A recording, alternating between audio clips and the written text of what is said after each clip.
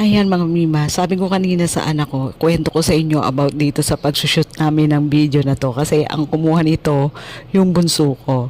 Sabi ko, nak, magsushoot ako ng ref sa Fuji Denso kasi kailangan ko. Ayan.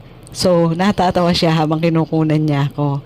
Kasi, ayan nga, at yung loob ng rep namin ay sabi niya, Mi, baka hindi malinis. Natatawa din ako. Sabi ko, hayaan mo na, basta andyan. At kuna muna ako kasi kailangan ko na yung video at ipopost ko na para sa Fuji Denso.